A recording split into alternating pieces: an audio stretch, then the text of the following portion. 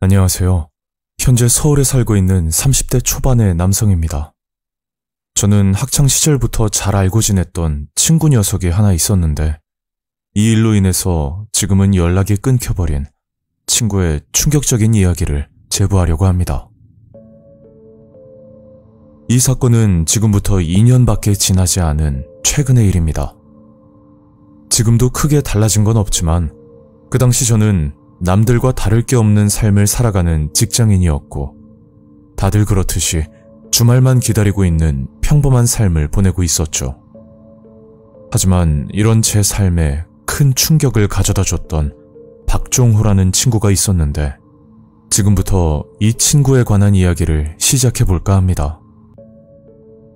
제가 종호를 알게 된 시기는 18살 학창시절이었고 그 시절 종호는 여자 앞에서 말 한마디도 못할 정도로 내성적인 성격의 친구였습니다. 그렇다고 해서 이성을 싫어하거나 또 기피하는 타입은 아니었고 남들이 봤을 때 자신감이 없고 부끄러움이 많은 편이라 볼 수 있었죠. 그런 내성적인 성격 때문인지는 모르겠지만 종호는 20대 중반이 넘도록 연애는 고사하고 이성들과 썸을 타는 일조차 없었습니다. 한때는 제 여자친구의 친구를 소개해 준 적도 있었지만 그마저도 인연으로 발전하지는 못했죠. 그렇게 모태솔로와 다름이 없던 종호가 연애에 눈을 뜬 건 30살이 막 넘었을 때였습니다. 그날은 모처럼 집에서 게임을 하고 있었는데 오랜만에 종호에게 연락이 왔었죠. 야, 내가 너한테 소개해줄 사람이 생겼거든? 그 말뜻은 종호에게 여자친구가 생겼는데 처음으로 저에게 보여주고 싶다는 이야기였습니다. 아, 진짜? 그런 거면 무조건 나가야지. 언제 볼래? 제가 12년간 종호를 알고 지내면서 가장 기뻤던 순간이었고 도대체 어떤 사람을 만나려고 지금까지 모태솔로로 지냈던 건지 너무 궁금했었습니다. 그렇게 저희 집 근방 호프집에서 종호를 만나기로 했고 저는 약속 시간보다 먼저 도착해 종호를 기다리고 있던 중이었죠. 어떻게 보면 단순히 친구를 소개해주는 가벼운 자리라고 볼 수도 있지만 종호는 가족과 다름없는 친구였기 때문에 이런 자리에 상대방을 기다리게 하는 건 예의가 아니라고 생각돼서 조금 일찍 나왔던 겁니다. 그리고 잠시 뒤 종호가 여자친구를 데리고 들어왔는데 저는 종호 여자친구를 보고 깜짝 놀랐었죠. 마치 아버지와 딸 같은 느낌이었는데 그 여자분은 초등학생이라고 해도 믿을 만큼 굉장히 작은 체구의 여성분이었습니다. 대략 140 초반 정도의 키에 몸무게는 30kg도 안 돼 보일 만큼 깡말라 있는 모습이었죠. 아, 종호 여자친구 되시죠? 저는 종호랑 12년 지기 친구예요. 제가 생각했던 모습과 너무 다른 이미지라 처음 봤을 때 좀 놀라긴 했지만 그래도 친구의 여자친구고 또 사람을 외모로만 평가하는 건 잘못된 생각이기 때문에 최대한 색안경을 끼고 보지 않으려고 노력했었습니다. 그 여자분은 종호보다 2살 아래 연하였고 인터넷 채팅으로 만나게 되었다고 하더라고요. 온라인 만남이라는 게 영 찜찜했지만 종호는 이 여자분과 결혼까지 생각할 정도로 좋다고 하니 그 상황에 친구를 응원해주는 말밖에 할 수가 없었습니다. 그렇게 종호는 여자친구와 잘 지내는 듯 했었으나 만난 지 한 달 만에 여자친구와 헤어졌고 저는 위로도 해줄 겸 종호와 술자리를 갖게 되었죠. 야, 만난 지 얼마나 됐다고 벌써 헤어지냐? 뭐 크게 싸운 거야? 아니, 그게 내가 무서워서 만나기 싫대. 무서워? 뭘 어떻게 했길래 그런 말을 하냐? 아, 나도 몰라.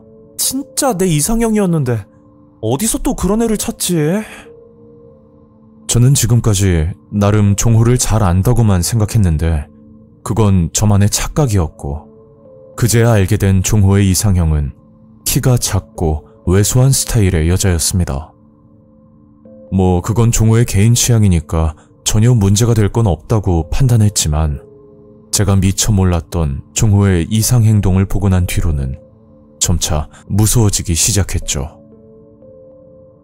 한날은 종호와 술을 한잔하고 나서 택시비도 아낄 겸 종호의 자취방으로 놀러간 적이 있었습니다. 그런데 사람 크기만 한 인형이 침대에 누워 있었고 저는 너무 당황스러워 종호에게 물어봤었죠. 종호야, 이게 뭐야? 아, 그거? 너 성인돌 몰라? 사람이랑 똑같이 생긴 인형인데 피부도 실리콘으로 만들어져 있고 촉감도 사람하고 비슷해. 저는 이런 인형이 존재하는지도 처음 알았고 손가락부터 발가락 하나까지 정말 디테일하게 만들어져 있더라고요.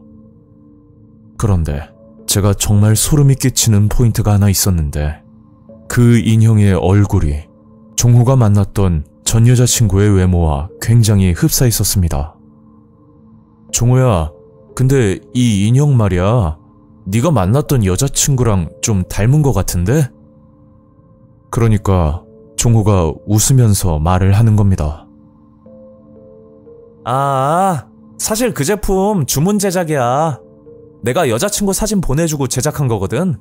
요즘은 다 그렇게 해. 그 말을 듣고 나니 뭔가 지금까지 알고 지내던 친구가 아닌 느낌이 자꾸만 들었고 저는 날이 밝자마자 곧장 짐을 챙겨 집으로 향했었죠.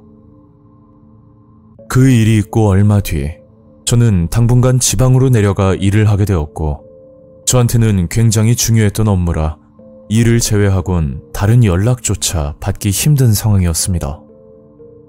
그러던 와중에 종호에게 몇 차례 연락이 왔었지만 나중에 통화하자는 말만 하고 따로 연락은 못하고 있었죠. 그렇게 일을 마무리하고 다시 서울로 올라왔고 저는 집에 도착하자마자 곧장 종호에게 연락을 했었는데 무슨 일이 있는지 전화기가 계속 꺼져 있더라고요. 처음엔 배터리 문제라고 판단하고 마냥 기다리고 있었는데 하루 이틀이 지나도 종호의 전화는 꺼진 상태였습니다. 저는 걱정되는 마음에 종호의 자취방까지 찾아갔었지만 끝내 종호는 만날 수가 없었죠. 그래서 주변 지인들을 통해 종호의 소식을 묻고 다니다 저보다 한 해 위였던 고등학교 선배에게 충격적인 이야기를 들을 수가 있었습니다. 그 선배는 저와 종호에게 돈도 빌려줄 만큼 서로 믿고 지내던 돈독한 사이였는데 제가 지방에 내려갔을 때 끔찍한 일이 있었다고 하더라고요.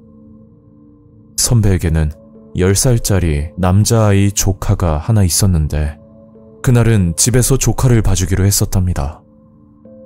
그런데 때마침 종호에게 만나자는 연락이 왔었고 선배는 조카도 보여줄 겸 종호를 집으로 불렀다는데 거기서 사건이 터져버린 거죠. 종호에게 잠시 조카를 맡기고 선배는 마트를 다녀왔는데 집으로 들어오자마자 조카가 울고 있었다고 합니다.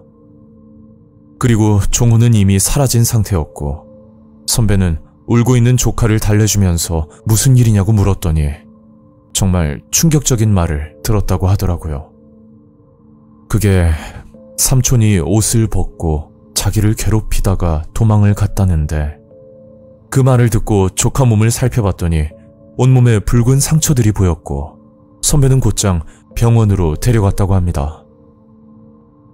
검사 결과 큰 문제는 없다고 했었지만 조카는 소변을 보기 힘들 정도로 아프다는 말을 했고 선배는 화가 나서 경찰에 신고를 했었답니다. 종호는 찜질방에 숨어 있다가 경찰에게 검거를 당했다는데 알고 보니 종호는 이미 다른 사건으로 수배가 되어 있던 상태였습니다. 그러니까 이 사건의 시발점은 종호가 전 여자친구와 헤어지면서부터였고 전 여자친구를 지속적으로 스토킹하며 밤낮 가리지 않고 사람을 괴롭혔다고 하더라고요. 결국 전 여자친구는 유서와 함께 극단적인 선택을 했고 종호는 그날부터 다니던 직장도 그만두고 모텔이나 찜질방에서 잠을 자고 다녔다고 합니다.